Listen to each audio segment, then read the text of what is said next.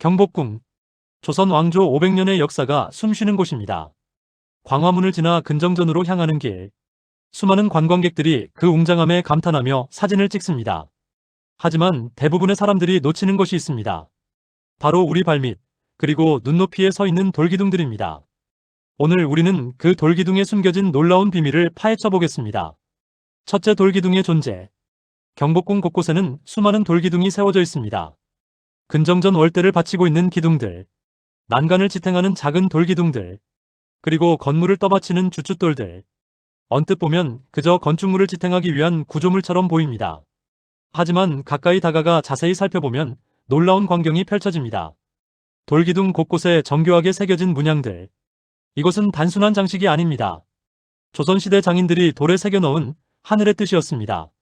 둘째, 용, 하늘의 사자. 가장 먼저 눈에 띄는 것은 용입니다. 구름 속을 헤엄치는 듯한 역동적인 자태. 날카로운 발톱과 비늘 하나하나까지 섬세하게 표현되어 있습니다. 용은 동양 문화에서 가장 신성한 상징입니다. 황제를 상징하고 하늘과 땅을 연결하는 존재로 여겨졌습니다. 경복궁의 돌기둥에 새겨진 용은 단순한 장식이 아니었습니다. 이곳이 왕의 공간임을 알리는 표식이었고, 왕권이 하늘로부터 왔다는 천명사상을 상징했습니다. 특히 근정전 월대의 돌기둥에 새겨진 용들은 압권입니다. 각기 다른 자세로 마치 살아있는 듯 생동감 넘치게 조각되어 있습니다. 어떤 용은 여의주를 물고 있고, 어떤 용은 구름을 헤치며 하늘로 승천하는 모습입니다. 셋째, 봉황, 평화와 번영의 상징. 용과 함께 자주 등장하는 것이 봉황입니다. 우아한 날개를 펼치고 있는 봉황. 꼬리깃은 마치 흐르는 물결처럼 부드럽게 표현되어 있습니다. 봉황은 태평성대를 상징하는 상서로운 새입니다. 왕과 왕비를 함께 상징하기도 했습니다. 용이 왕을 상징한다면 봉황은 왕비를 상징했습니다. 경복궁의 돌기둥에 용과 봉황이 함께 새겨진 것은 왕과 왕비가 함께 나라를 다스리며 태평성대를 이루기를 바라는 염원이었습니다. 또한 봉황은 인, 의, 예, 지, 신의 5가지 덕을 상징했습니다. 조선이 유교 국가로서 추구했던 이상적인 가치들이었습니다. 넷째, 12지신, 시간과 방위의 수호자. 돌기둥을 더 자세히 살펴보면 12지신도 발견할 수 있습니다. 쥐, 소, 호랑이, 토끼, 용, 뱀, 말, 양, 원숭이, 닭, 개, 돼지. 12지신은 단순히 12동물이 아닙니다. 시간과 방위를 나타내는 우주의 질서였습니다. 각 동물은 특정 시간과 방향을 담당했고 그 공간을 지키는 수호신의 역할을 했습니다. 경복궁의 돌기둥에 12지신을 새긴 것은 이곳이 우주의 중심이자 모든 시간과 공간이 모이는 곳임을 상징했습니다. 또한 12지신은 왕과 왕궁을 사방에서 보호하는 수호신이기도 했습니다. 다섯째, 연꽃과 구름, 불교와 도교의 흔적. 유교 국가였던 조선이지만 경복궁 곳곳에는 불교와 도교의 흔적도 남아 있습니다. 돌기둥에 새겨진 연꽃 문양. 연꽃은 불교에서 깨달음과 청정함을 상징합니다. 진흙 속에서 피어나지만 더러움에 물들지 않는 연꽃처럼 새 속의 번뇌 속에서도 깨끗한 마음을 유지하라는 가르침입니다. 또한 구름 문양도 자주 등장합니다. 구름은 도교에서 신선들이 타고 다니는 것으로 속세를 벗어난 이상향을 상징했습니다.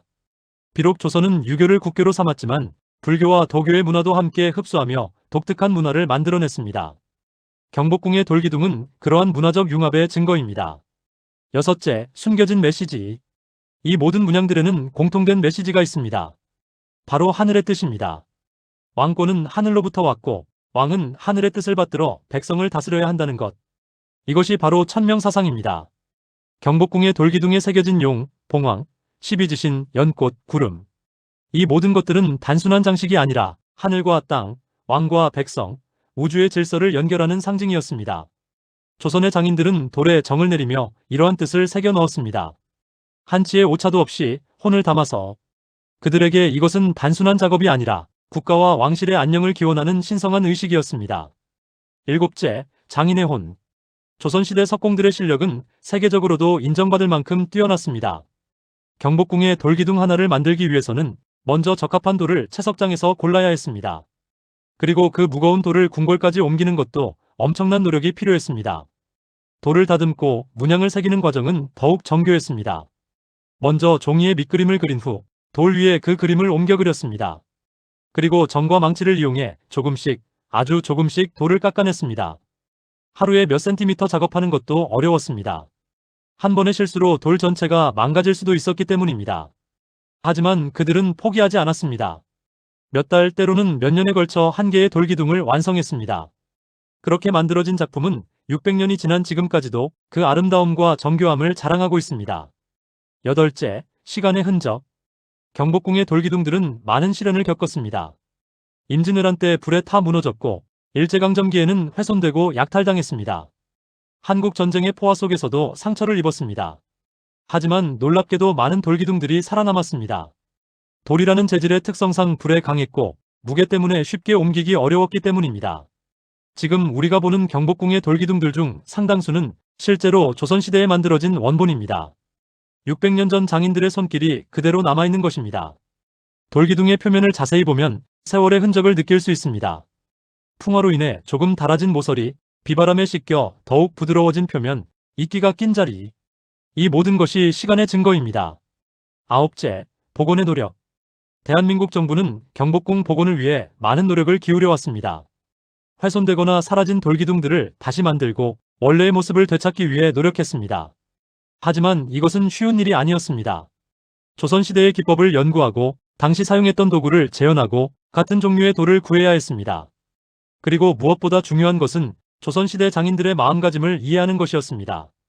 그들이 왜 그런 문양을 새겼는지, 어떤 의미를 담으려 했는지를 이해해야만 진정한 복원이 가능했습니다. 현대의 석공 장인들은 조선시대 선조들의 기술을 배우고 그들의 정신을 계승하기 위해 노력하고 있습니다. 덕분에 오늘날 우리는 경복궁의 옛 모습을 다시 볼 수 있게 되었습니다. 열 번째, 오늘날의 의미. 경복궁의 돌기둥은 오늘날 우리에게 무엇을 말해줄까요? 첫째, 장인 정신의 가치입니다. 빠르고 효율적인 것만을 추구하는 현대사회에서 조선시대 장인들의 느리지만 정성스러운 작업은 진정한 가치가 무엇인지 생각하게 합니다. 둘째, 문화유산의 중요성입니다. 이 돌기둥들은 단순한 유물이 아닙니다. 우리 조상들의 생각과 철학, 기술과 예술이 담긴 살아있는 역사입니다. 셋째, 지속 가능성입니다. 600년 전에 만들어진 돌기둥이 지금까지 남아있다는 것은 진정으로 좋은 것은 시간을 뛰어넘는다는 증거입니다. 우리는 미래 세대에게 무엇을 남길 것인가를 고민해야 합니다. 다음에 경복궁을 방문하실 때는 잠시 걸음을 멈추고 돌기둥을 찬찬히 살펴보시기 바랍니다. 용의 비늘 하나하나에, 봉황의 깃털 하나하나에 조선 장인들의 혼이 담겨 있습니다. 그들은 돌에 하늘의 뜻을 새겼고 그 뜻은 600년이 지난 지금도 여전히 우리에게 말을 걸고 있습니다. 경복궁의 돌기둥. 그것은 과거와 현재, 그리고 미래를 잇는 시간의 다리입니다. 오늘 영상이 여러분께 경복궁을 바라보는 새로운 시각을 드렸기를 바랍니다. 시청해주셔서 감사합니다.